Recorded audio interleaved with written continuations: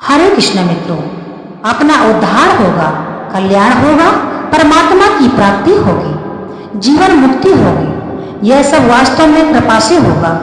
यह एकदम सच्ची बात है। कृपा से जो काम होता है वह अपनी चेष्टा से नहीं होता। यह मैंने करके देखा, इसलिए भगवान की कृपा का भरोसा रखो। कृपा होगी उत्कंठा से। जोर की प्यास होती है तो पानी मिलता है, कैसे मिलता है इसका पता नहीं। ऐसे ही हमारी कल्याण की उत्कंठा होती है तो कल्याण होता है, भगवान की कृपा से होता है। यह समझने का विषय है। यह बात भगवान ही जानते हैं। आप सब कृपा का आश्रय लें और कृपा से ही हमारा कल्याण होगा। यह विश्वास भीतर बढ़ाएं। जितना अधिक विश्वास होगा उतनी ही आपको शांति मिलेगी। भगवान की कृपा पर विश्वास होने से शांति मिलती है, इसमें संदेह की बात नहीं है। सिवाय भगवान की कृपा के कोई बल लगाकर अपना कल्याण कर ले, ज्यादा देखिए भगवान क्या कहते हैं, कोई भी बल लगाकर अपना कल्याण कर ले, यह हाथ की बात नहीं। कृपा कैसे होती है इसका कुछ पता नहीं। उत्कंठा ज्यादा दिखती है, काम नहीं होता। उत्कंठा कम दिखती है और काम हो जाता है। इस विषय में हमारी अक्ल काम नहीं करती। शंकराचार्य जी ने लिखा है कि किसी पर कृपा करते समय भगवान ऐसा विचार नहीं करते हैं कि ये जाति, रूप, धर्म, धन, आयु से उत्तम है या अधम। ये बात सत्य है। भगवान ना जाति देखते हैं, ना भगवान ऊंच नीच देखते हैं और ना ही भगवान धर्म देखते हैं। अंतरात्मा श्री कृष्ण रूप महामेघ आंतरिक भावों का ही भोगता है। मेघ क्या वर्षा के समय इस बात का विचार करता है कि यह खैर है चंपा। जहां जल की जरूरत नहीं वहां भी मेघ बरस जाता है। इसीलिए आप लोगों से प्रार्थना है कि कृपा पर विश्वास रखो। जो मनुष्य प्रतिक्षण आपकी कृपा को ही भली भांति देखता रहता है और प्रारब्ध के अनुसार जो कुछ सुख दुख प्राप्त होता है उसे निर्विकार मन से भोग लेता है, तथा जो मन, वाणी तथा शरीर से आपको नमस्कार करता रहता है वह वैसे ही आपके परम पद का अधिकारी हो जाता है जैसे अपने पिता की संपत्ति का पुत्र अधिकारी होता है। भगवान को पुकारना तथा प्रार्थना करना वे तो हरदम मिलने के लिए तैयार हैं। जो उनको चाहता है उसको वे नहीं मिलेंगे तो फिर किसको मिलेंगे। इसीलिए हे नाथ, हे मेरे नाथ कहते हुए सच्चे हृदय से उनको पुकारो। सच्चे हृदय से प्रार्थना जब भक्त सच्चा गाय है तो भक्त वत्सल कान में वह पहुंच झटकी जाए है। भक्त सच्चे हृदय से प्रार्थना करता है तो भगवान को आना ही पड़ता है। किसी की ताकत नहीं जो भगवान को रोक दे, सिर्फ आपका भाव होना चाहिए।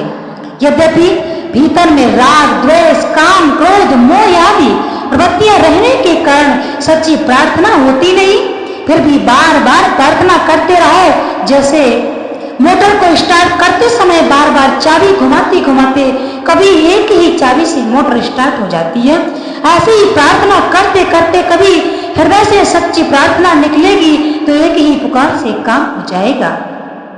भगवान के बड़ी भारी पोल है, पता नहीं है आपको? अब याद कर लो। सच्चे हृदय से पुकारो, हे नाथ, हे नाथ। नाथ कहते ही वे आ जाएंगे। सुबह नींद खुलने से लेकर रात्रि नींद आने तक 4-4, 5-5 मिनट के बाद कहते रहो कि हे नाथ, मैं आपको भूलूं नहीं। भगवान सुलभता से प्रार्थना हो जाए, प्राप्त हो जाएंगे आपको। आप कृपा करके देखो, वृत्ति अच्छी हो या बुरी, भगवान को भूलो मत। आप हैं मेरे नाथ, हे मेरे प्रभु, पुकारो, आपका कल्याण होगा, होगा, होगा, नहीं तो मेरे को दंड देना। क्योंकि भगवान शास्त्रोक्त विधि से जिस प्रकार भगवान को भजना चाहिए, जो व्यक्ति उनको उस प्रकार से भजता है उसको भगवान अवश्य प्राप्त होते हैं। भला ही किसी रूप में प्राप्त हो और मनुष्य जीव पहचान नहीं पाता है, तो भगवान कभी भी अपने भक्त को धोखा नहीं देते। यह कार्य भगवान का नहीं है। यदि एक बार भी हम सच्ची भावना से भगवान को याद करते हैं तो भगवान बड़े छलिया है, वे किसी न किसी रूप में आकर हमसे एक बार अवश्य मिल जाते हैं। जब आप किसी का नाम लेकर बार बार पुकारोगे पीछे से, तब वह एक बार जरूर मुड़कर देखेगा, आखिर मेरा नाम लेकर मुझे कौन पुकार रहा है। तो वह तो साक्षात भगवान भक्त वत्सल भगवान है। उनको तो पुकारने की भी आवश्यकता नहीं है, सिर्फ हृदय में उनका चिंतन करो। आपको अब तक भगवान का कैसा स्वरूप समझ में आया है, उसको हर समय याद करो। भगवान उसी को अपना स्वरूप मान लेते हैं, यह उनका कायदा है। हे मेरे नाथ, हे मेरे प्रभु, पुकारो। भगवान सबके लिए सुलभ है, योग्य हो अयोग्य हो, सदाचारी हो दुराचारी हो, भली हो बुरी हो, हर एक भाई बहन भगवान को अपना कह सकते हैं। कोई भी भगवान को पुकारता है तो उसके अवगुण की तरफ भगवान की दृष्टि जाती ही नहीं, वे तो केवल उसकी पुकार को देखते हैं। भगवान के चरणों की शरण लेकर होकर केवल हे नाथ, हे मेरे नाथ, यह 2-5 मिनट से ज्यादा देरी ना हो। अगर यह भी ना कर सको तो 10 मिनट में कह दो। 10 मिनट से ज्यादा हो जाए तो एक समय प्रयास करो, नींद आ जाए तो जागो, तब कह दो कि हे नाथ, मैं आपको भूलूं नहीं। मन लगे चाहे ना लगे, कहना मत छोड़ो, करके देखो कि लाभ होता ही नहीं होता। भगवान के सामने की हुई प्रार्थना निरर्थक नहीं जाती है। हे नाथ, मैं आपको भूलूं नहीं, इस प्रार्थना में बड़ा भारी बल है। निरंतर नाम जप करो और थोड़ी थोड़ी देर में ये प्रार्थना करते रहो, निहाल हो जाओगे। भगवान को भूलो नहीं, यह काम हमारा है और सब काम भगवान का है। आपको कुछ काम करना नहीं पड़ेगा। भगवान की प्राप्ति केवल भगवान की कृपा से होती है। वह कृपा तब प्राप्त होती है जब मनुष्य अपनी सामर्थ्य, समय, समझ, सामग्री आदि को भगवान के सर्वथा अर्पण करके अपने मन में सर्वथा निर्बलता, अयोग्यता का अनुभव करता है, अर्थात अपने बल का, योग्यता आदि का किंचन मात्र भी अभिमान नहीं करता। इस प्रकार जब वह सर्वथा निर्भर होकर अपने आप को भगवान के सर्वथा समर्पित करके अनन्य भाव से भगवान को पुकारता है, तब भगवान तत्काल प्रकट हो जाते हैं। परंतु जैसा हम बतला रहे हैं, भाव वैसा ही होना चाहिए, तभी भगवान प्रकट होंगे।